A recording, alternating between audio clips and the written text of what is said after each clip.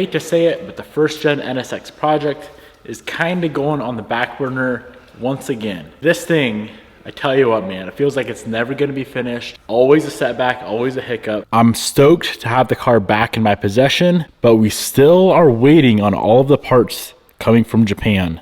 The frame rail and the uniside. They are currently sitting in the port, but I'm not allowed to go pick them up due to some sort of paperwork issue. I've hired brokers. I've done all the things I need to do. There's nothing else at this moment that I can do to go and get my parts. But I really need my parts, so I'm about to just go drive out there and steal them. And I really do not want to start cutting this thing apart until I have all of the parts in my possession, or at minimum, get some guidance from someone who knows what they are doing. So I'm not going to be working on the first gen NSX today, but what I do want to do is a little bit of work on the second gen.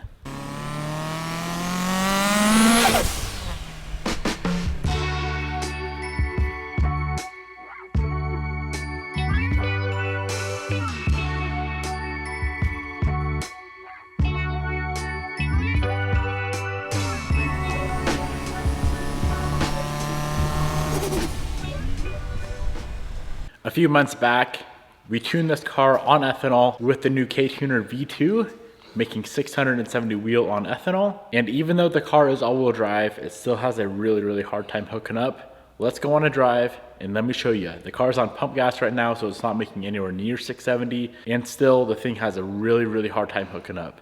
So today we're putting new tires on the NSX. About 2-inch wider of tires.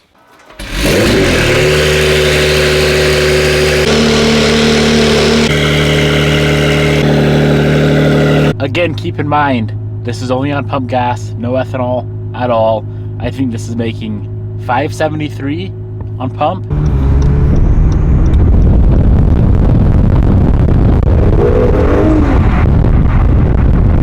Now, as you can see, she definitely gets a little bit rowdy. We are pulling the rear tires off and going from a 295 all the way to a 335 rear.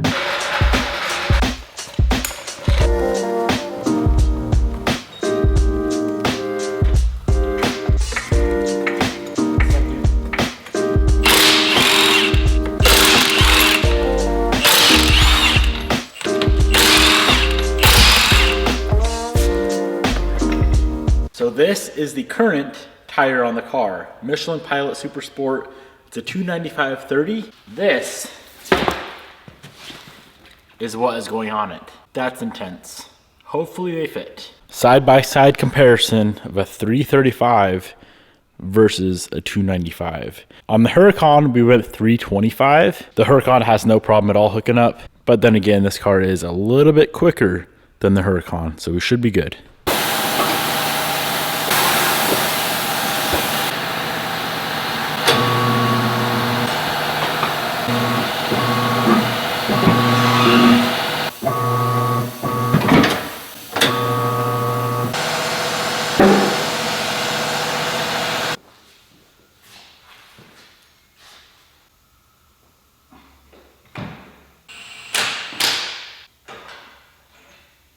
So I had a few questions and a few concerns with going with a tire this big. Number one, is it gonna clear the fender and clear the strut? The answer to that is yes. Number two, is it gonna look funny? In my opinion, this right here looks kind of funny. The rear tires on the NSX always looked way too small, which they are. It really filled out the massive fenders that this thing has. Third, is it gonna hook better? I'm sure it will. Fourth, and arguably one of the most important things, how is that gonna affect the handling of the car? I guess we'll see. Now all you Subaru and Evo boys are probably a little confused, thinking that you cannot change the rear tire size without changing the front to match. Now, of course, while that's true, say on an Evo or an STI or a traditional all-wheel drive car, it is not true on the NSX because they're completely separate systems. The rear is only powered by the actual engine, the gasoline engine itself. The front is all electric. There's no drive line, drive shaft connecting the two, so they are completely independent. Let's go for a rip.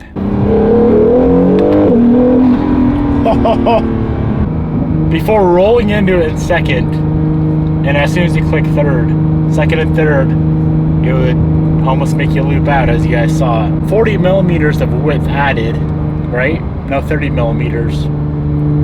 That's a lot of width. No, 40 millimeters. I didn't graduate. Okay. She still will get squirrely, but that is much better. That is much better.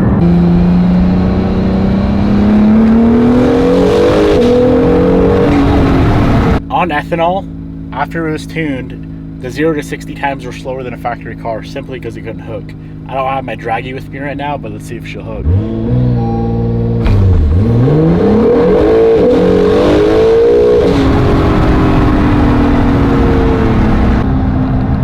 That feels significantly better. I got the draggy. Let's try again.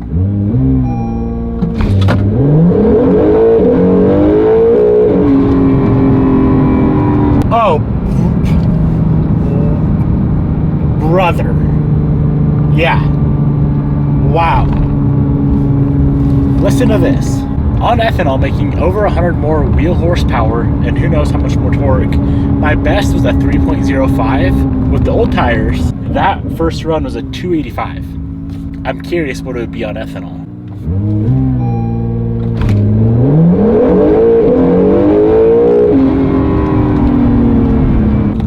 .86. That's not bad, dude, for a pretty much stock NSX.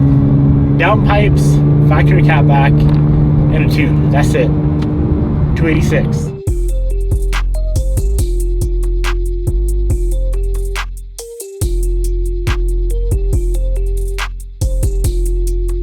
The rest of the day is going to be spent getting this on this. Like we discussed yesterday, these are meant to slide into the frame rails. As you can see, we don't have access to actually go inside. So I'm gonna build an adapter plate for each rail using this 1/4 inch steel and this 3-inch tube that will slide into here. Should work well. More importantly, I want it to be safe. Really don't want the car falling off the rotisserie.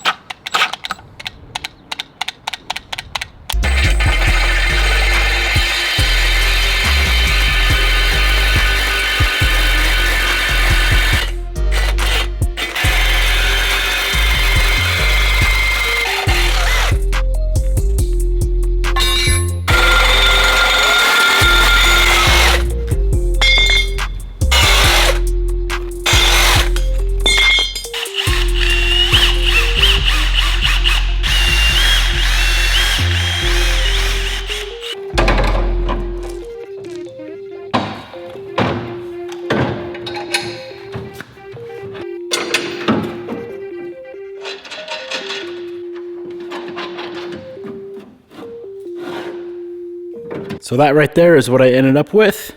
That should work fine. Let's get this thing on the rotisserie for the first time.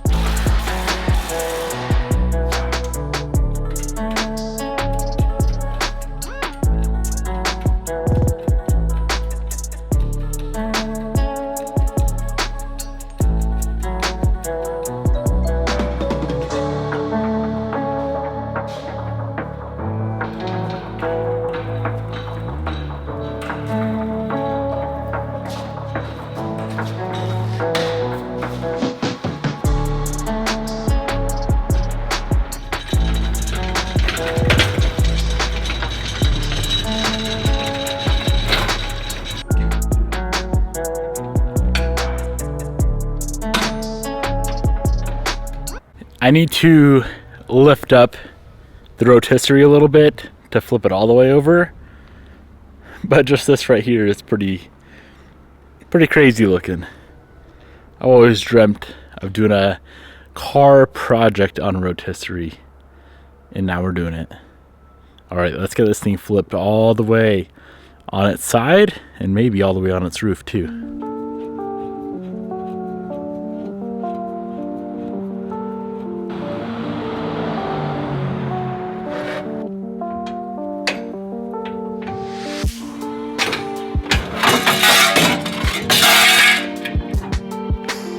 She's a little heavy to get done by yourself.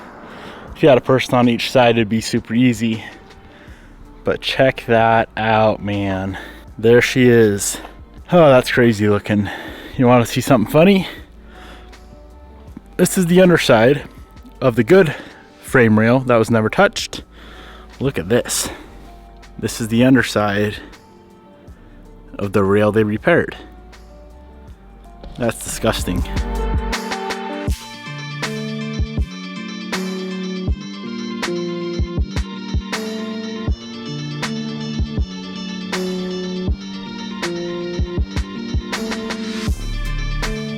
If we pull out this plug right here, you'll see that's like an alignment hole. That's all it's there for, is to align the rails together. It's lined up like it should be. That's factory. Come down here, that's supposed to be lined up. That's not even close. You guys remember how far back the driver wheel sat? That is exactly why. Nothing is even close to lining up. Well, that was certainly fun getting the car on the rotisserie. Of course, we can't do the frame repair with the car on the rotisserie. I know that confused some of you guys a few videos ago when I showed myself assembling the rotisserie. The car's not getting repaired on the rotisserie. The rotisserie is good for painting things, assembling things. Certainly not good for replacing a frame rail because the rotisserie attaches to it. So with that being said, the car will have to come back off, but it's nice to know that it works.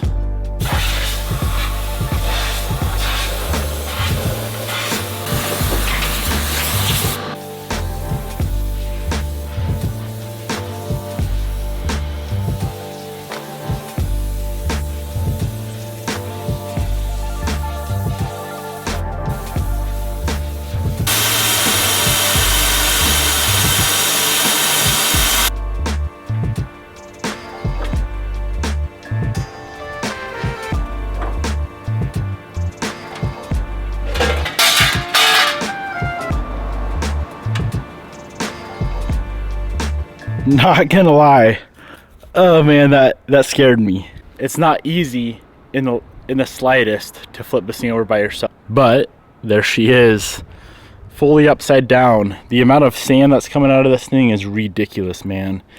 I cannot imagine how much sand is probably still buried in the rails of that car. Look at all this right here, bunch over here. I'm gonna continue blowing this thing off. Man, this is disgusting. That's crazy.